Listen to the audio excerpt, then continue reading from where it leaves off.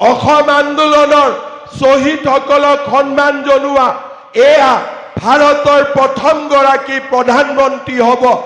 অসমৰ কাৰণে ব্ৰহ্মপুত্ৰৰ ওপৰত দলং, শোধনাগাৰ, সাৰ কাৰখানা, ছেমি কণ্ডাক্টৰ এই গোটেইবিলাক এখন নতুন অসমৰ নিৰ্মাণ আজি প্ৰধানমন্ত্ৰী ডাঙৰীয়াৰ নেতৃত্বত আমি দেখা পাইছোঁ।